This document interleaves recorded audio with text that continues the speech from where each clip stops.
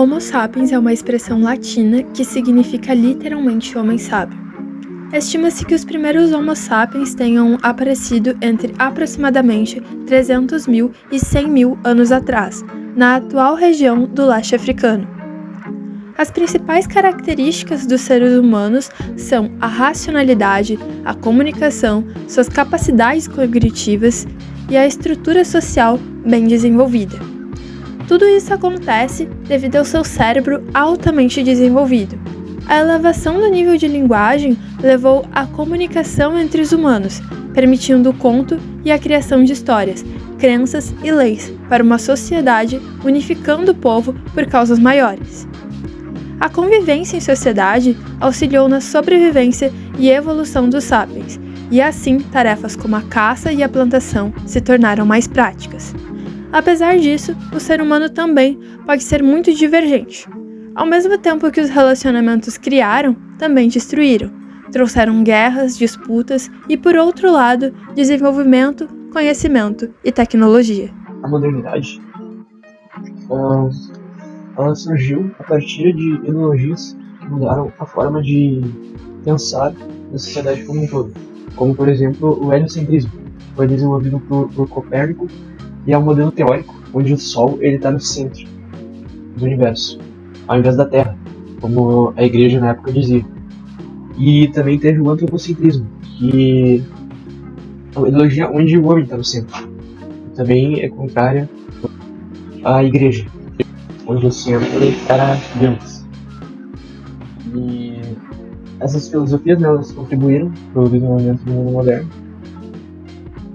pois com elas houve o abandono do teocentrismo e o uso da racionalidade.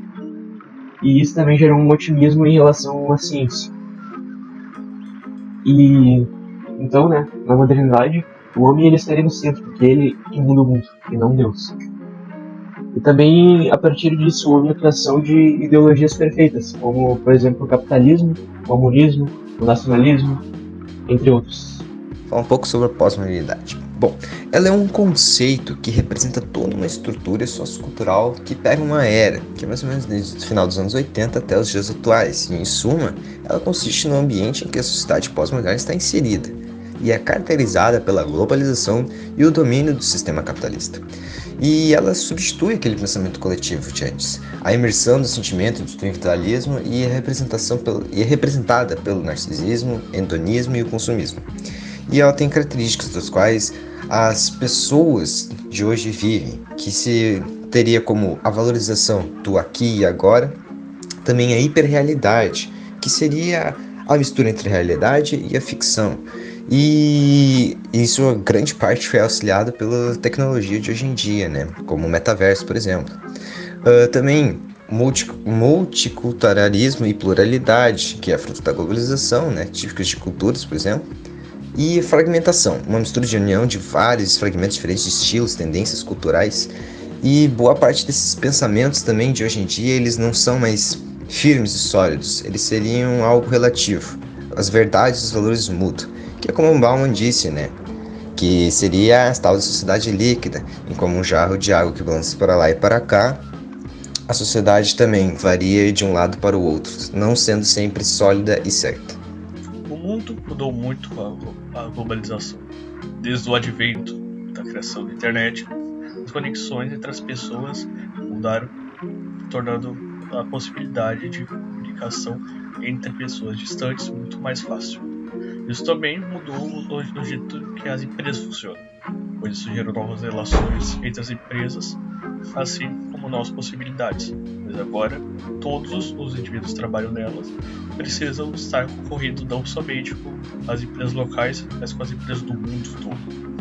Isso faz com que os trabalhadores dessas empresas também vão precisar ter novas capacidades, como a flexibilidade para poder se adequar a crises possíveis em outros países, a estratégia de marketing e as estratégias de como vender o produto melhor ou produzir. Além de que eles agora, com a internet, têm a capacidade de vender e desenvolver produtos e serviços em diversas localidades, além de sua cidade, seu país, seu estado. isso tudo também é ajudado com a identificação global de uma língua universal, que seria o inglês, que é utilizado principalmente na internet, que é o meio de comunicação mais difundido hoje em dia no mundo. Olha, eu não sei exatamente onde eu quero estar daqui a 5 anos, mas eu quero estar feliz. E estar lutando pelos direitos das pessoas, pelas causas que acredito e por um mundo melhor. A ameaça são os divergentes, as grandes empresas que exportam cadáveres de animais, que desmatam a Amazônia e ganham com isso. Mas há oportunidades, como o investimento no desenvolvimento sustentável, iniciativas ambientais que já estão sendo tomadas, e a lei que defende o meio ambiente. Daqui 5 anos, eu pretendo obter estabilidade econômica e seguir carreira na área científica. E, para isso, eu terei como ameaça o abandono do Estado, o que se diz ao fomento da pesquisa nacional, e eu terei oportunidade em contrapartida dos benefícios atuais que o próprio Estado proporciona atualmente para essa área. Nos próximos 5 anos, eu busco uma licenciatura em História, tendo como ameaças o desmonte das áreas de humanas na educação e tendo como oportunidades justamente o número de vagas.